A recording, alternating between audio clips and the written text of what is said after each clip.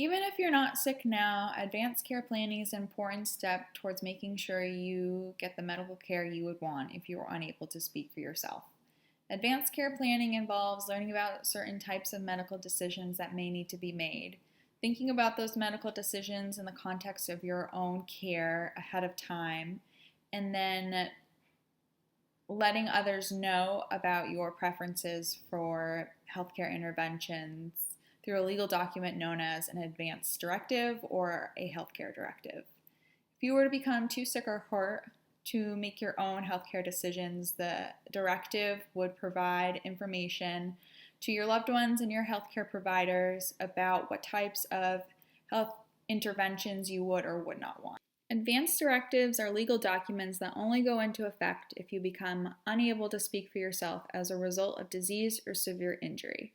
However, because disease or injury can occur at any time, sometimes without warning, it's a good idea to partake in advanced care planning and fill out directives while you are well and fully able to participate in the planning.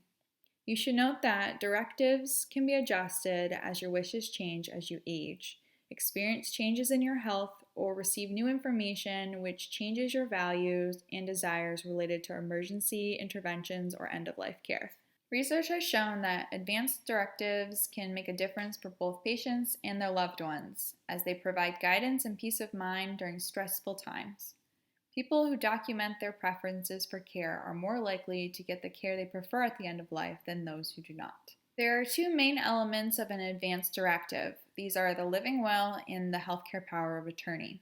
There are additional advanced care planning documents you may choose to include, such as a DNR, a do not resuscitate order, a DNI, do not intubate order, a medical order for life-sustaining treatment, or MOLST form, as well as forms regarding your wishes for organ donation. A living will is a written document that helps tell providers how you would want to be treated if you were dying, unconscious, or unable to make your own decisions for emergency treatment. In the living will, you can include which procedures you would want, which procedures you would not want, and also specify conditions under which each choice would apply. Living wills include decisions related to the use of CPR, or cardiopulmonary resuscitation, which is used to restore your heartbeat if your heart stops. They also include use of ventilation, which are machines that can help you breathe if you stop breathing. Use of artificial nutrition and hydration near the end of life if you are unable to eat or drink, or the use of care measures such as medication to control your pain, anxiety, and nausea. A healthcare power of attorney is a legal document naming a healthcare proxy or someone who you would allow to make medical decisions on your behalf. Your proxy serves as your representative or healthcare decision surrogate.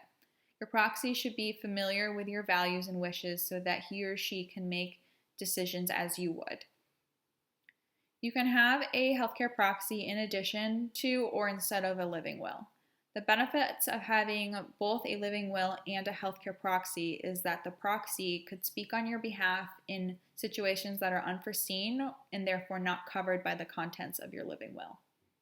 A do not resuscitate, or DNR, is a document that tells medical personnel that you do not want them to perform CPR or other life-saving measures if your heart were to stop. While you may have already included information in your living will stating that you do not wish to receive CPR, having a DNR in your medical file and a non-hospital DNR order posted on the front of your refrigerator or at the bedside could avoid confusion in an emergency situation. A do not intubate order, or DNI, is similar to a DNR in that it tells medical personnel that you do not want to be put on a ventilator. Medical orders for life-sustaining treatment forms, or MOLST forms, are provider orders that outline your medical care preferences when you are near the end of life or critically ill, and know the specific decisions that might need to be made on your behalf. Most forms are filled out by your provider or sometimes by nurses after you and your provider discuss your wishes. You will want to start by thinking about what kinds of treatments you do or do not want in the event of a medical emergency, such as CPR, intubation, ventilation, IV, or tube feedings. Remember that when considering treatment decisions, your personal values are what matter most. Consider what makes life meaningful to you. What does quality of life look like for you? What would matter most to you in your final days? It can be helpful to look at your current health conditions and think about how it might influence your health in the future. For example, what decisions would you or your loved ones need to make if your high blood pressure leads to a stroke? A great resource for advanced care planning is the Vermont Ethics Network, www.vtethicsnetwork.org. Their medical decision-making content includes helpful tools and links to other websites, which offer interactive resources that can help you explore some of the common healthcare scenarios which would evoke the use of an advance directive. Another great website is prepareforyourcare.org. This website provides prompts and videos to help you think about these healthcare scenarios and explore your values. The Go Wish game, which was initially developed to help assisted living facility residents and their loved ones talk about advanced care planning and end-of-life decisions, is traditionally a card game, but you can play a solitaire version of this game on their website, gowish.org. To get a sense of your own values and beliefs related to end-of-life planning. So once you have an idea of the types of decisions that could come up in the future and have chosen a healthcare proxy, your next step is to fill out the legal form detailing your wishes. A lawyer can be involved in this process, but it's not required. You should note that each state has their own advance directive form, and your local area agency on aging can help you to locate the right forms. You can also visit www.caringinfo.org. It's the National Hospice and Palliative Care Organization's website, and their website provides free access to advance directives for each of the 50 states. Your state's advance directive form will tell you whether or not the advance directive needs to be witnessed or if a notarized signature is required.